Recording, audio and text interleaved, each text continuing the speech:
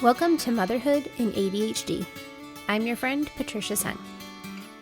My mission is to be a lighthouse for mothers with ADHD, helping you find your path to success by learning to appreciate your ADHD as an asset. I'm seeking to change the paradigm that ADHD means your life is doomed to be a hot mess. So I'm sharing strategies and encouraging you in your pursuit of happiness to love who you are every day of your ADHD life.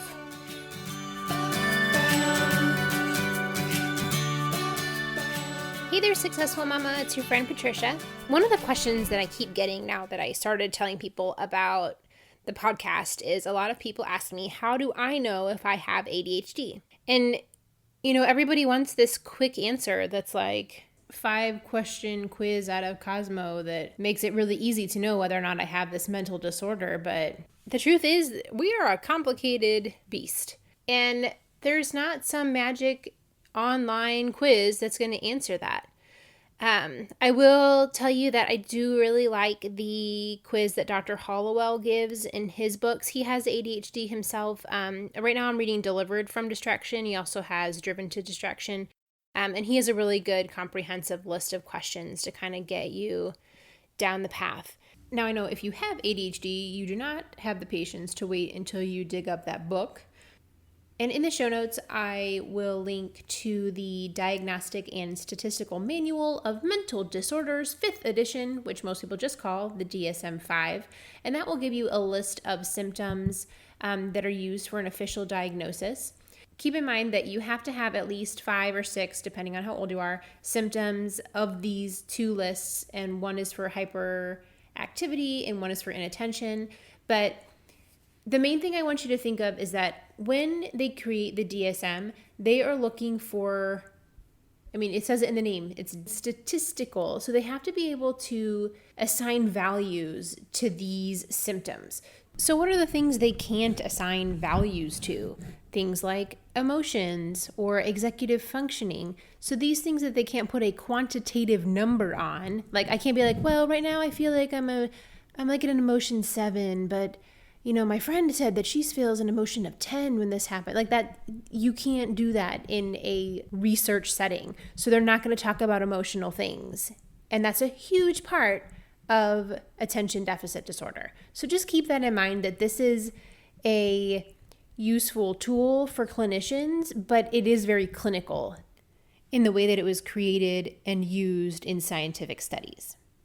The other thing I'm going to link to in the show notes is, just for giggles, I love Rick Green. He's a hoot, and he has a funny video, and he calls it his unofficial ADHD test. So if you want a good laugh, that's a great spot too. So I'll put those in the show notes. But the truth is, if you think that you have attention deficit disorder, you really need to talk to a qualified professional. And that's one of the things I mentioned in my First Steps podcast. Obviously, I am not a doctor and I cannot diagnose you on a podcast. But what I can do is give you some pointers in the right direction and tell you my opinions on how I think you can find the right person.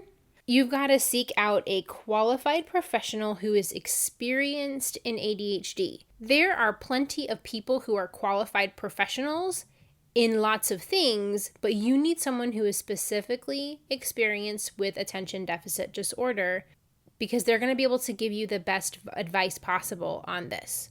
For example, if you want to start the conversation with your primary care physician, that's a good starting point. But their specialty is primary care. So they're looking for red flags for some kind of serious issue going on. They spend a lot of time diagnosing whatever, bug is going around. But that doesn't mean that they have the depth of knowledge that you're going to want in someone that you're going to spend time with long term for attention deficit disorder. So if you have a sinus infection, you want to go see your primary care physician and get some medicine to take care of that. But if you're looking for help with your brain, then you need to go find a brain specialist. We also need to keep in mind that our doctors are humans. They are not perfect and they don't know everything. They have worked their tails off to get through med school and hone in on a certain specialty. So we can only expect them to know what they have seen and studied.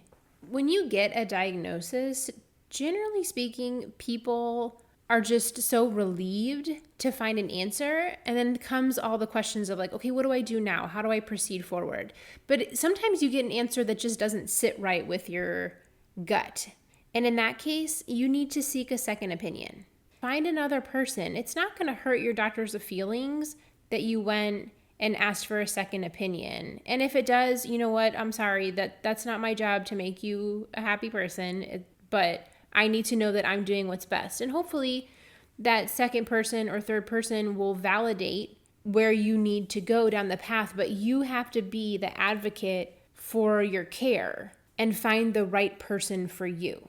And this is something that I've talked about with my brother-in-law, who's a doctor, is that you see all these medical shows where the doctors have time to like sit around and chat about patients' issues and, really like round table and brainstorm what's going on. And that's not how our medical system works. That makes great TV, but that's not what insurance pays for. Like insurance needs you to like be in and out. They're only paying for a small portion of the doctor's time.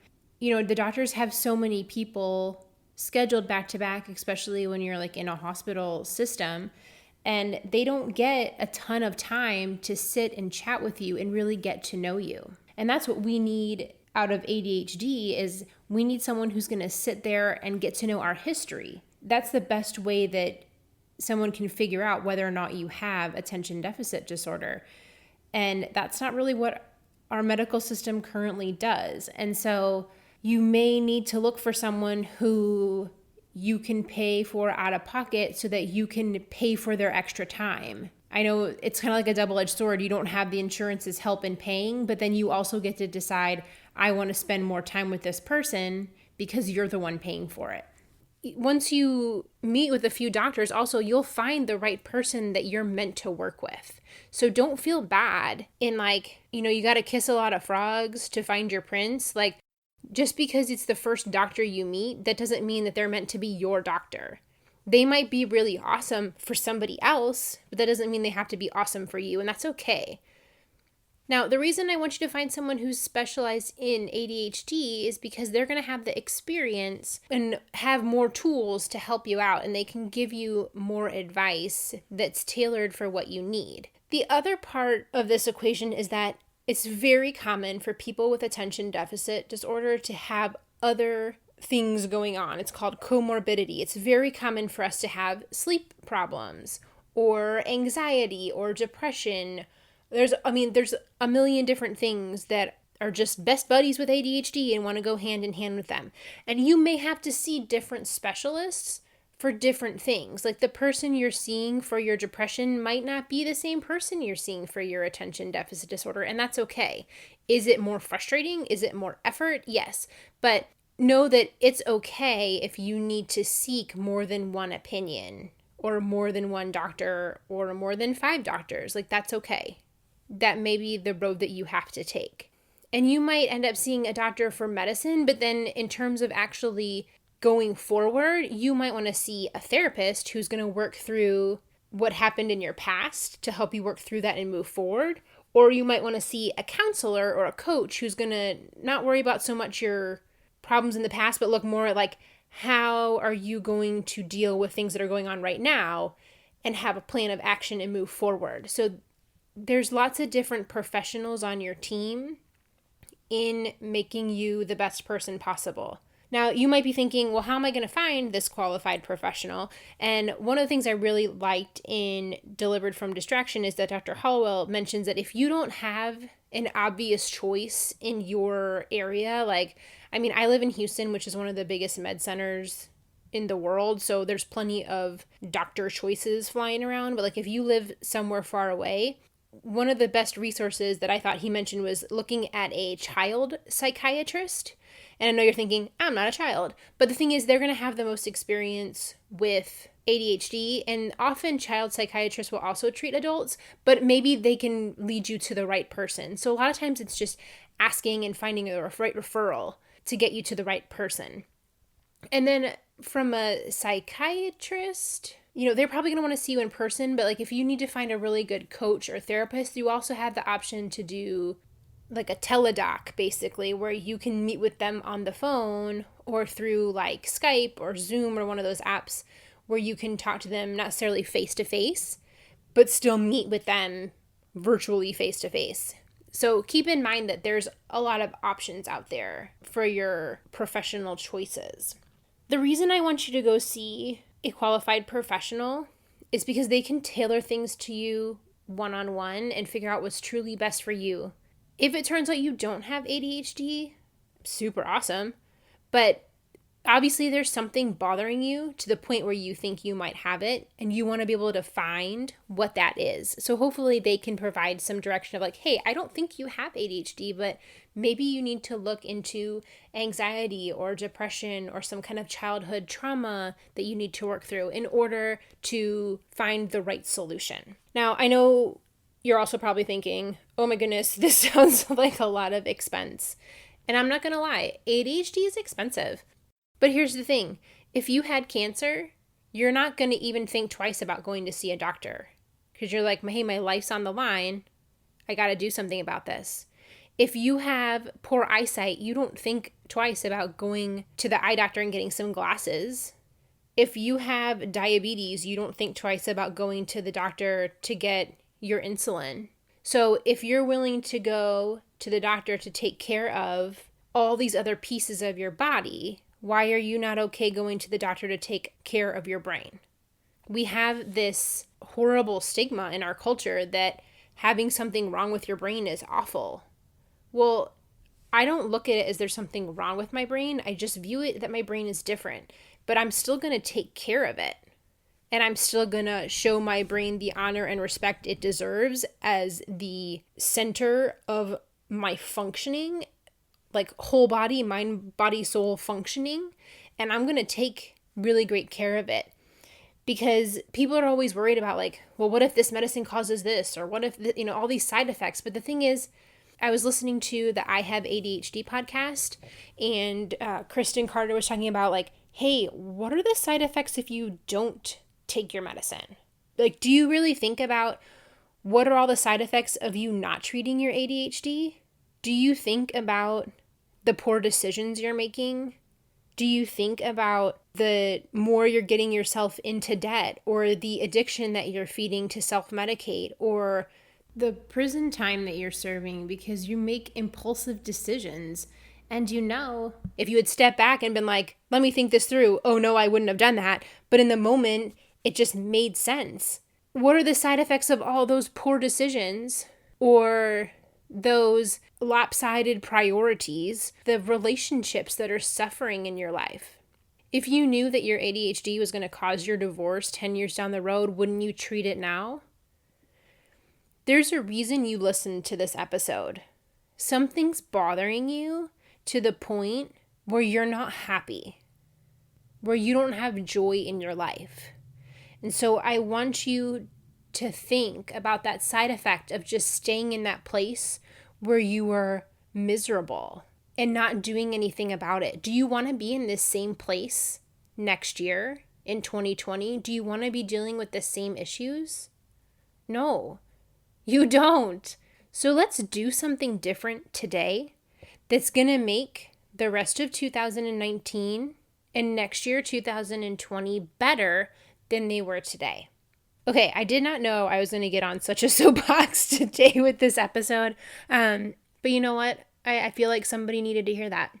Somebody needed a hard truth that where you are right now is where you don't want to be a year from now. So I'm challenging you, sweet mama, to do something different, to reach out and figure out what it is that's bothering you so much that you are not happy where you are.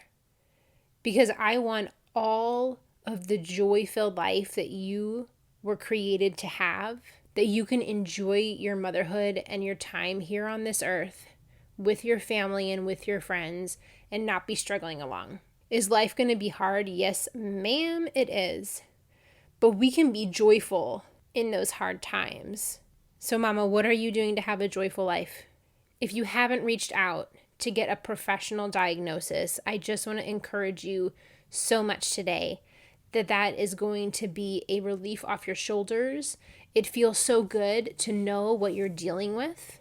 And even if it takes you several months to sort out the right person for you to meet with, the right quality professional for you to spend your time and your money on, that once you figure out what you're dealing with, it is going to make your life so much easier because you'll have a plan of attack and you'll understand why you are the way you are.